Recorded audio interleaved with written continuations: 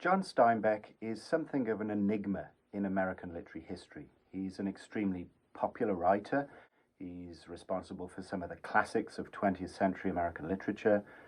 The Grapes of Wrath, for example, a contender for the so-called Great American Novel. He's widely assigned in schools. Of Mice and Men is often a required text.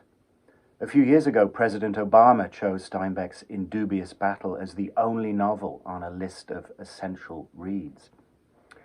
But Steinbeck's never really been understood and appreciated by scholars and critics. He's often dismissed as middlebrow, sentimental. It's as if critics don't quite know what to do with Steinbeck. He makes them uncomfortable. He doesn't quite fit with their conventional categories.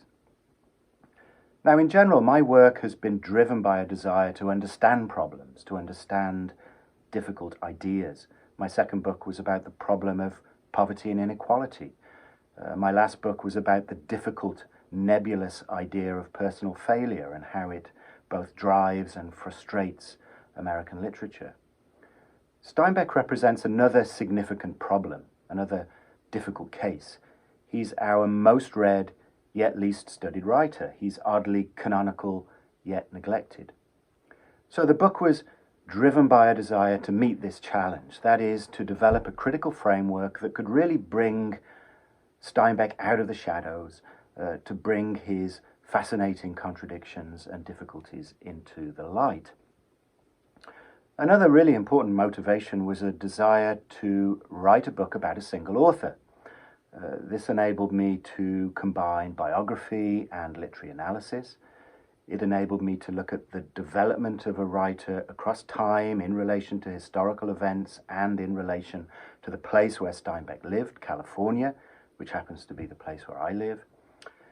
And it enabled me to get into the archives, to look at Steinbeck's manuscripts and to uncover the secret history of a writer's mind and his creative process.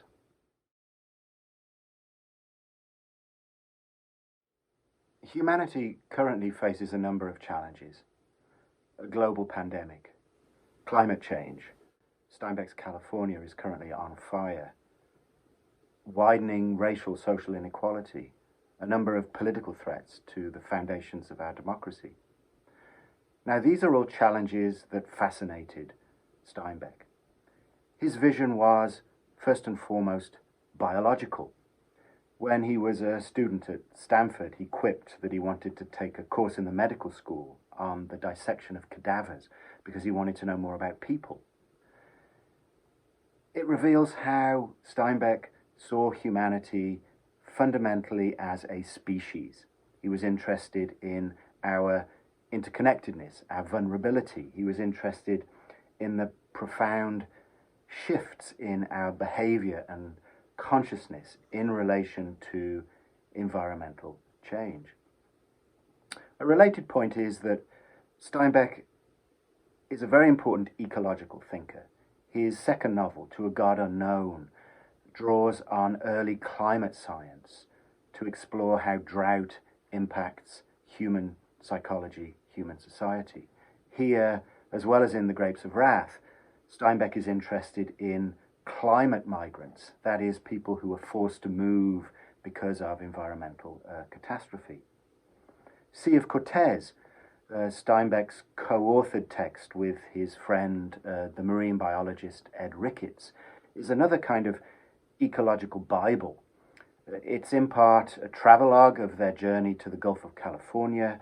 It's also a marine biology textbook describing the various marine invertebrates that they discovered there. It's a book that reveals Steinbeck's holistic perspective, that is, his understanding of how the smallest of changes in our ecosystem can have a profound, enormous impact on the planet, threatening us with extinction. The subtitle of my book is Writing for the Future of Humanity. And by that I mean that Steinbeck was concerned throughout his career with the changes in human consciousness that are necessary for our survival on a precarious planet. Steinbeck was always interested in what's coming next. He has this almost uncanny ability to intuit the emergent. There are other ways, I think, in which Steinbeck's work is relevant to our contemporary moment. My chapter on The Grapes of Wrath explores the threats to democracy posed by the news media, corporations, law enforcement. It's a book about, in part, the dangers of living in a post-factual age. It's a book that calls for a robust and healthy public sphere in order to achieve social justice.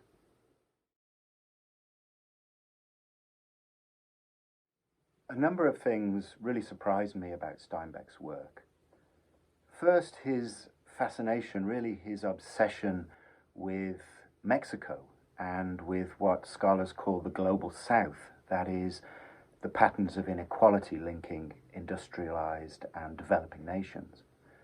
Steinbeck's biographer estimates that around 1/3 of his work concerns either Mexico or Mexican Americans. And this is something that we find throughout Steinbeck's writing, that is his interest in race and immigration in the West. We also get some of the earliest representations of Asian American characters in mainstream American writing in Steinbeck's work. Steinbeck's interest in Mexico was defined by participation and direct involvement in the culture. For example, he makes a documentary about water sanitation in a small, impoverished Mexican village. It's a documentary that actually used the villagers as actors in the film. It's, on the one hand, a documentary, but on the other hand, it's an attempt to educate and to lift people out of poverty. Steinbeck's novel The Pearl, another book that concerns the poverty of indigenous Mexicans, was conceived simultaneously with a film version of The Pearl, in which Steinbeck works directly with a Mexican director, Emilio Fernandez, and a Mexican film crew, making two versions of the same film, one in English, one in Spanish. I have a chapter that tells the story of this transnational collaboration. Actually, the English language version, John Steinbeck's The Pearl, is the first Mexican-made film to receive general release in the United States. I was also surprised by the formal variety of Steinbeck's work and the boldness of his experimentation. He writes novels, short stories, plays in the form of novels. He writes film screenplays. He writes a military recruitment guide. He writes a history of a leader of the Mexican Revolution.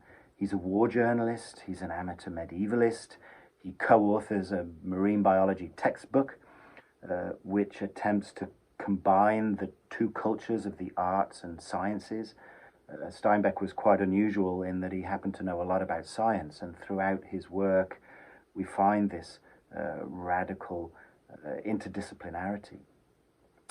So there's a great deal of variety in his writing. It's as if every time he sits down to write, he attempts something new. I was also surprised by the boldness of his experimentation in what today we would call posthumanism. At the time, Steinbeck was criticized for writing mostly about plants and animals, and in a way it's kind of true. In The Red Pony, Steinbeck's short story cycle, he plays with perspective in order to see from the non-human animal's point of view. In short stories like The Chrysanthemums, Steinbeck recognizes the close and foundational relationship between humans and the vegetable world. Plants, because Steinbeck grew up in an agricultural environment, plants grow to giant proportions in his works. He was always seeking, I think, throughout his career, ways to decenter the human from its privileged relationship to the planet.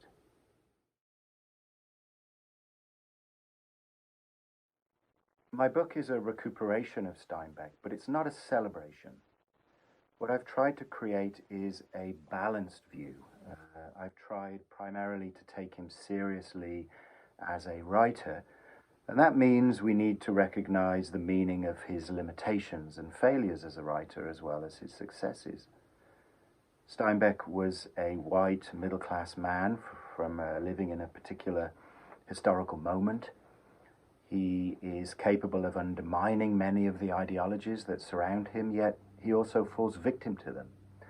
He's capable of being a big picture thinker, particularly about the environment, yet he's also limited at times by the local conditions surrounding him. My chapter on Steinbeck's short story, The Vigilante, tells the story of Steinbeck's faltering attempt to describe a lynching that happens in San Jose in 1933.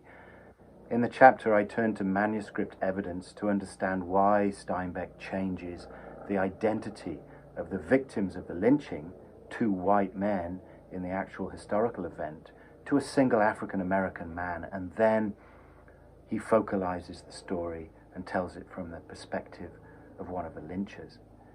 It's a very problematic, really harrowing story that suggests both the power and the limitations of Steinbeck's imagination, particularly when he turns to questions of race. Another challenge has been to understand Steinbeck's productive contradictions. How do we find a productive, meaningful way to understand clashes in his imagination? For example, how can The Grapes of Wrath be, on the one hand, a problematic celebration of the white working class folk at the expense of minority groups, yet on the other hand, it's one of our most important pieces of anti-fascist writing that protests the abuse of the marginalized by the powerful? Another challenge is what to do with a certain uncertainty in Steinbeck's style. He can be sentimental, nostalgic, melodramatic. His work can be corny and kitsch. He does tend to mix the supernatural with naturalistic modes of description.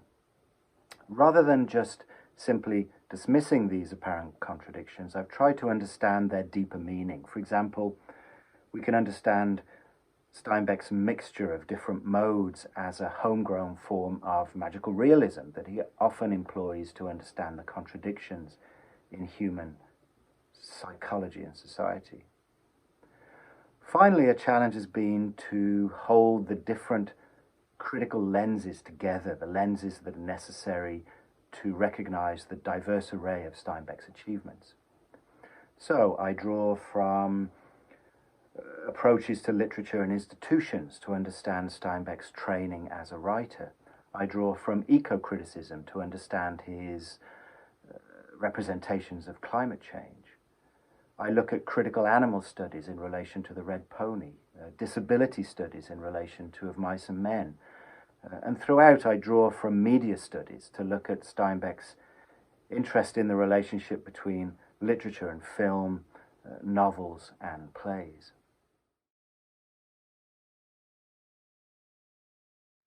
The book has 9 chapters that move from the earliest points of Steinbeck's career as a writer to the mid-1940s, when he leaves California to live the rest of his life on the East Coast.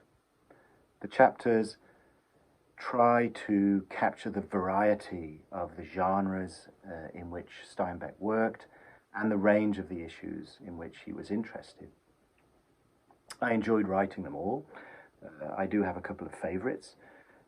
The chapter on Of Mice and Men is one of my favorites because it's an extreme example of something that I try to do throughout the book. That is, I attempt to link the formal problems of Steinbeck's work to the content of those works. In this case, in Of Mice and Men, the theme of mental disability and human limitation. Of Mice and Men is a weird hybrid genre. In fact, Steinbeck throughout his career is interested in hybridity in all sorts of different ways. He described Of Mice and Men as a play in the form of the novel. In other words, it's designed not to be read but acted out on the stage. My chapter examines the various glitches and failures of this strange attempt, the various unplayable moments that it contains. For example, the moment when a giant talking rabbit emerges out of Lenny's head and begins insulting him. The chapter looks at how these various aesthetic failures, if you will, the stagey characterization, the undeveloped themes in the novel, become the natural embodiments of human failure and curtailed development. It's a curiously disabled text, both in terms of its form and its content. Another favourite chapter of mine is the chapter on the Pearl, the final chapter. The Pearl is the novel about the poverty and hope of indigenous Mexicans. It's based on a folk tale that Steinbeck hears in the Gulf of California. My chapter tells the story of the move between different media as the Pearl Project evolved simultaneously as a novel and a film, with Steinbeck working closely with the Mexican film director Emilio Fernandez. The chapter is a study of transmediation, that is, how the techniques of film and literature bleed into one another. Like Of Mice and Men, The Pearl is another formal curiosity. It's a novel that's imagining itself becoming a film. It even has its own soundtrack built into it. It imagines itself impacting an audience not on the page, but through their cinematic engagement. And I show how these future-looking techniques relate to the politics of the novel. That is, Steinbeck's attempt to imagine the conditions necessary to free the individual from the determinism of history in a revolutionary moment of social transformation. It's a good place to end the book, I think, because it suggests Steinbeck's fragile sense of hope in the future.